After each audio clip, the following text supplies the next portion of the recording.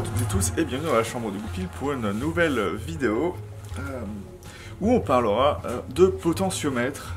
Je vais essayer de parler de tout parce que en fait j'ai jamais de script quand je fais mes vidéos, donc c'est pour ça que des fois j'hésite, mais ça me rend des fois plus fluide. Dans des moments de lucidité, j'arrive à dire des trucs plutôt cool. Et donc on va vraiment partir là-dessus. Donc de toute façon si j'oublie des trucs, vous le verrez pas, mais je vais refaire la vidéo au moins 15 fois. Donc partons là-dessus. Et du coup, ce que je vais montrer là, c'est ce que je fais à chaque fois que je reçois des potentiomètres. Et ce qui doit être un peu compliqué pour les gens qui utilisent des potentiomètres en quantité industrielle, surtout quand ils les reçoivent en paquet de 100. Donc on va aller là-dessus, et donc je vais changer l'angle de la caméra. Donc nous voilà dans un autre angle, et vous voyez du coup, si vous savez compter, que j'ai d'un côté 4 potentiomètres, et 2 d'un autre, donc ceux-là ils me serviront pour un câblage de type précision basse. Voilà. Donc normalement, ce qui est bien c'est que tout en CTS ne met pas la valeur, forcément, si là il y a marqué, et là il n'y a pas marqué, si c'est marqué. Donc voilà, j'ai dit des conneries, mais ça arrive que sur vos potentiomètres la valeur ne soit pas marquée, mais de toute façon il faudra toujours, lorsque vous recevez des potentiomètres, si vous voulez faire ça bien, vérifier les valeurs qu'il y a dessus. Donc ici on a un linéaire à 300K quoi. Hop, et là on en a un à 500, et tout cela normalement devront être 500, donc je verrai avec vous comment on regarde des potentiomètres, et genre avec vous comment simplement marquer la valeur de vos potentiomètres avant de les mettre dans une guitare ou dans une basse. Et donc là ce que nous avons du coup, c'est déjà deux potentiomètres différents. Donc on en a un ici qui va être le linéaire, et ici on va avoir un logarithmique. Donc la différence entre les deux, c'est que la valeur qui change lorsque vous tournez votre potentiomètre ne va pas varier de la même façon. Normalement un linéaire va de 0 à 100%. Si vous prenez un graphique, ça va créer une droite.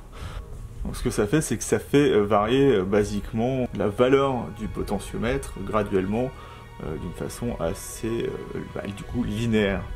Et celui-là, le logarithmique, il a été fait pour une raison assez particulière, c'est que normalement l'oreille humaine ne perçoit pas le son de manière linéaire. Donc en fait ça c'est censé être une version plus antérieure, on va dire, à ça en termes de découverte sur le son et de façon de gérer le son. Je sais pas à combien d'écarts ils ont été faits, mais normalement celui-là c'est le premier, à moins que des gens me contredisent là-dessus, auquel cas je saurai les écouter. Et le principe du coup d'un logarithmique, c'est que la courbe sera exponentielle, donc on aura une espèce de courbe qui va être très faible au début et qui va faire un pic et s'élever très rapidement. Et donc en considération sur les instruments de musique, on considère qu'un linéaire est mieux à utiliser sur une tonalité, puisqu'il n'y a pas de changement de volume, et que c'est ça que en général l'oreille perçoit. Mais la tonalité, ça vous permettra de pouvoir régler beaucoup plus simplement la mise à la terre de votre son.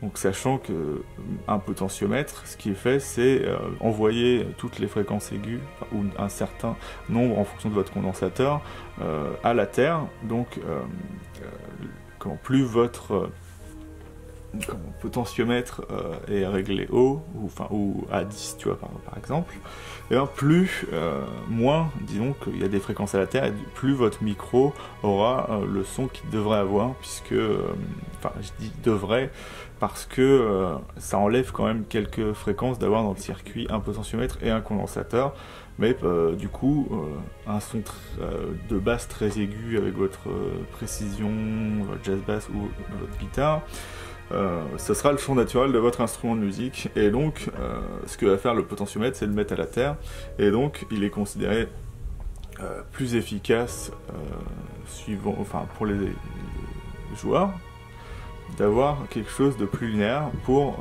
faire l'évolution de leur tonalité, tandis que comme le volume, la perception sonore peut être, comment dire, biaisée par votre oreille, on utilisera plus facilement des logarithmiques. Mais suivant l'histoire, on aura beaucoup de gens qui vont vous dire oui, mais les logarithmiques d'aujourd'hui ou les linéaires d'aujourd'hui ne marchent pas de la même façon que ceux d'hier.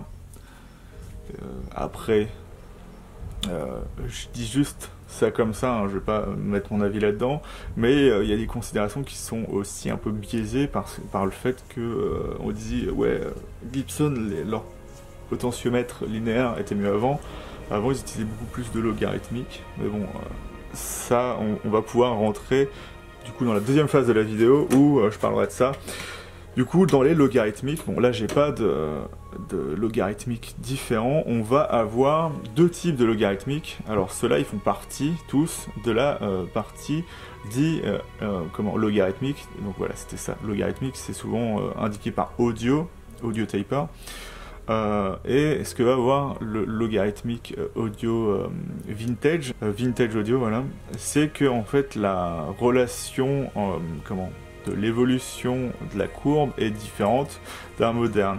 Par exemple, aujourd'hui, on va être sur un ratio de entre 20 et 30 à 70-80, alors qu'un audio vintage va avoir un ratio de 40-60.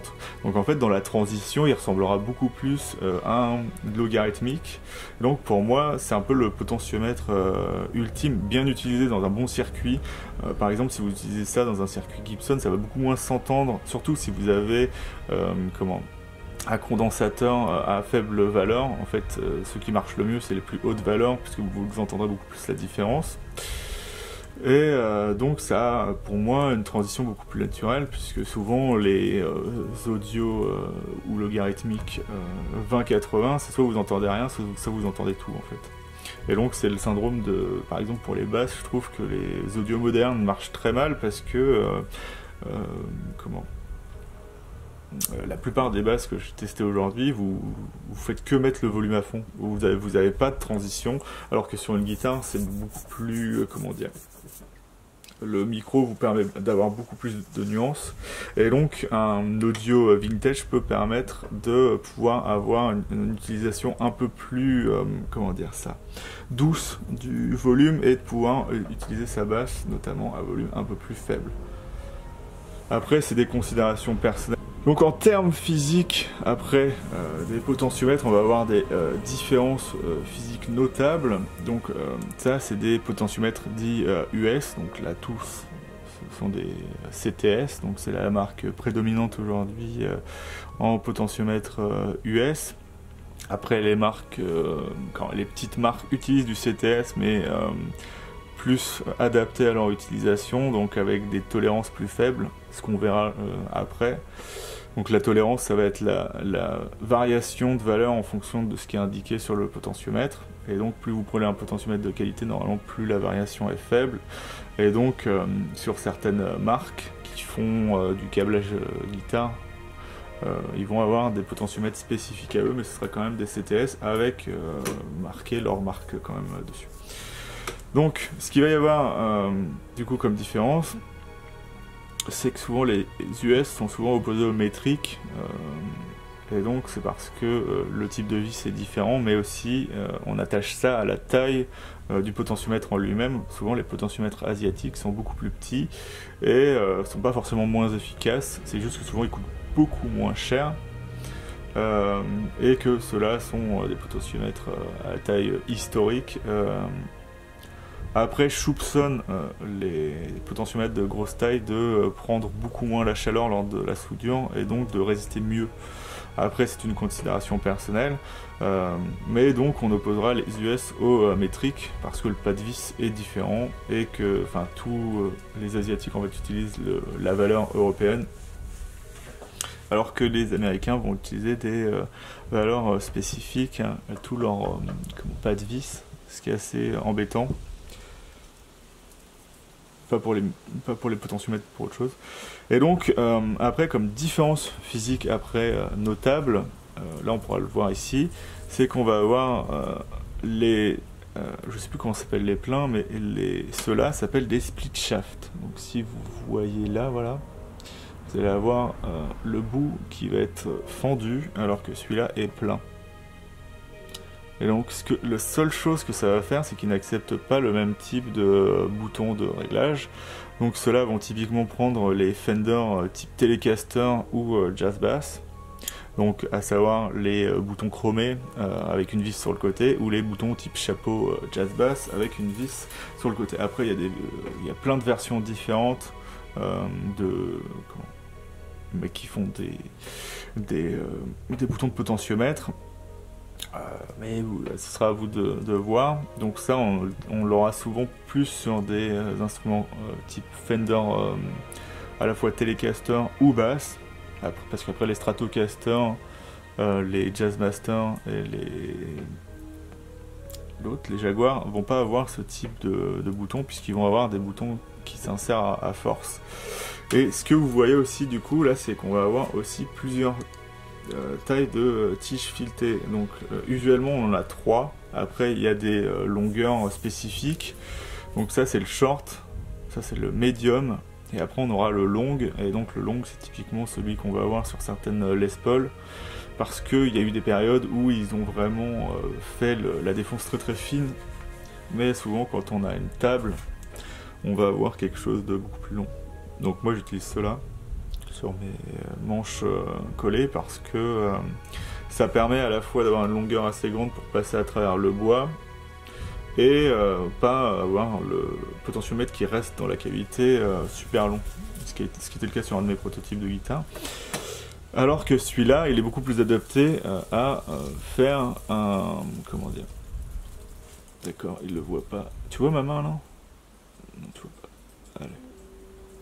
Alors que celui-là sera plus spécifiquement adapté à mettre ça sur une plaque de protection ou qui garde, donc comme sur une Stratocaster ou sur une Precision ou une Jazz Bass. Donc voilà à peu près pour les différences physiques. Après il y aura des types de potentiomètres différents. Alors je vais pas tous les énoncer ici, mais il y a une version spéciale qui vous permettra d'avoir 2 potentiomètres sur la même place, sur le même trou en fait. Ce qui était le cas sur les premières Jazz Bass, ils avaient des contrôles qui étaient distacked, donc en fait il y avait une partie, un bouton au-dessus qui vous permettait de régler le volume, et un bouton concentrique autour qui vous permettrait de contrôler la tonalité, ce qui fait qu'on a en fait un potentiomètre sur un autre potentiomètre en fait. Alors je sais pas exactement comment ça marche, mais je sais qu'il y a un axe sur un autre qui fait que vous pouvez avoir 2 types de réglages différents sur la même chose. Après on va avoir des potentiomètres, alors là c'est juste en interne que ça se passe, dit no load. C'est que lorsque vous êtes à la position 10 sur votre bouton, ça va couper la tonalité du circuit. Et donc ça a des avantages et des inconvénients.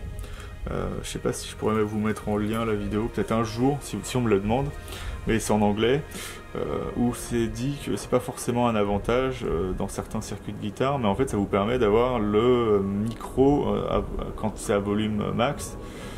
Si vous mettez ça par exemple sur votre tonalité, ce sera le mieux. Vous avez votre micro qui sort directement sans avoir le rajout du potentiomètre, qui enlève légèrement certaines fréquences aiguës du micro lorsqu'il est mis dans le circuit. Donc voilà, après tout ce qui est considération type les blends ou les câblages type Reaper, où on arrivait avec un circuit passif à avoir un medium cut, ça c'est pas dû au potentiomètre, c'est dû au circuit dont il est dedans, donc j'en parlerai pas ici. Et donc là on va voir du coup cette question de tolérance tout simplement en vérifiant les valeurs de chaque potentiomètre que j'ai ici. Donc ce sera un peu rébarbatif, donc je vais essayer de faire ça vite. Et donc on va commencer du coup par notre potentiomètre, alors celui-là, c'est... Je vais y arriver. Hop. Donc, ah oui, c'est le audio en fait pour précision que je vais utiliser, enfin pour le circuit de basse. Donc on va le mettre sur 2000K. Et donc si vous n'avez pas de valeur, c'est que... Je vais mettre ça là. Hop. C'est que soit... Alors. Voilà. Donc vous prenez les deux parties externes. Donc là on voit qu'il y a marqué 500... On va dire 524. Et donc ce que je fais, technique toute bête, hein, pour garder vos potentiomètres et savoir la valeur dessus avant de les mettre sur vos instruments, hein, suivant ce que vous voulez. Si vous voulez quelque chose de plutôt précis ou plutôt pas précis. C'est surtout pour ceux qui vendent leur instrument ou leur circuit. Donc je vais marquer donc 500, hop, 24.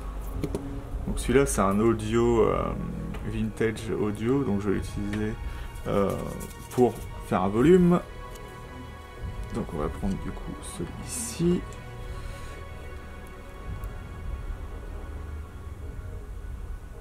Celui-ci d'un coup il fait...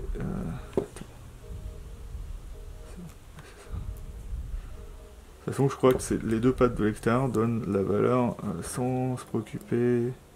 Voilà, c'est ça. En fait, si vous prenez vos deux pattes extérieures, quand elles ne sont pas dans le circuit, ça va vous donner la valeur du potentiomètre sans dépendre comment dire, du réglage du potentiomètre. On a vu que c'était 275. Celui-là, c'est censé être un 300.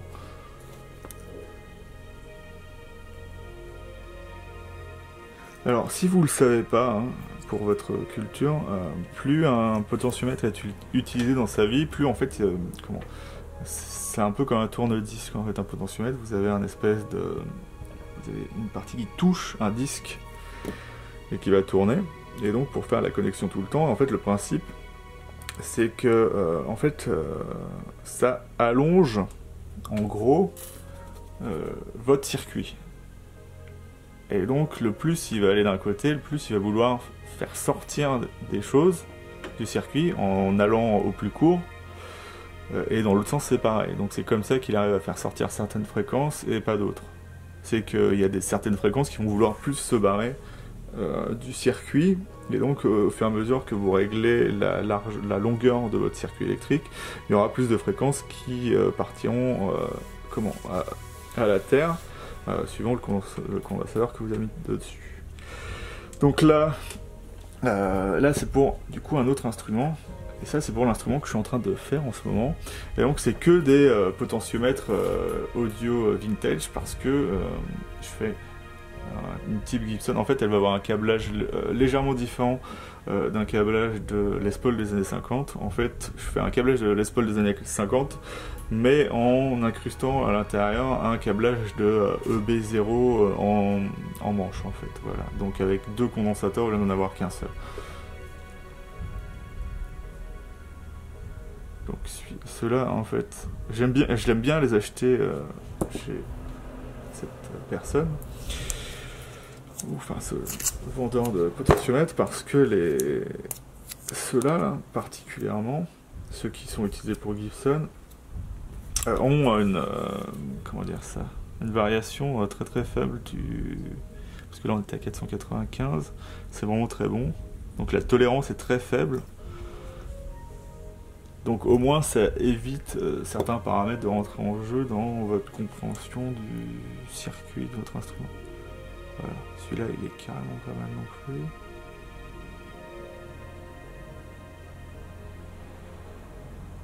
Ouais, c'est parce que c'est moi qui bouge là. Arrêtez de bouger.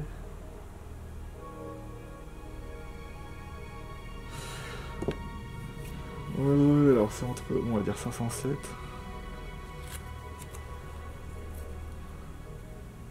Donc vous pouvez faire ça chez vous, hein. Vous prenez un multimètre en version, là c'est sur 2000K, en ohm du coup. J'avais dit 507. Et ça vous permettra de vérifier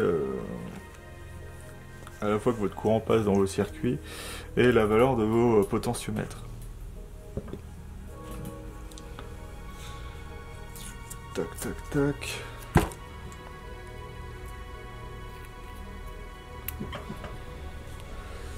Donc là j'ai fait circuit vraiment très classique avec 3 potentiomètres audio vintage de 500K.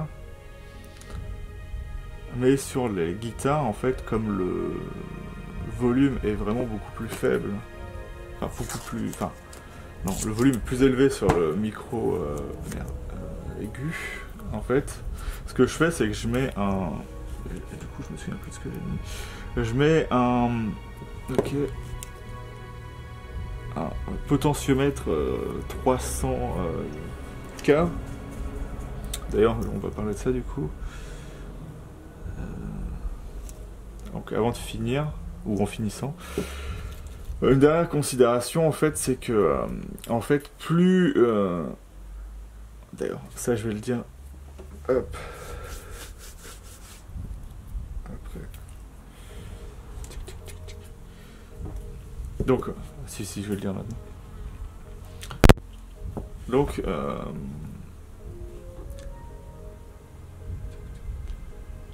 ce dont on n'a pas parlé, donc celui-là est un peu plus élevé, ce dont on n'a pas parlé, c'est comment choisir un potentiomètre dans le circuit.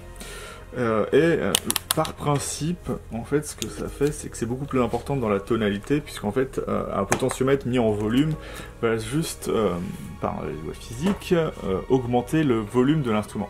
Bon, je dis pas que ça change légèrement la teneur du son, mais c'est beaucoup moins important que la tonalité.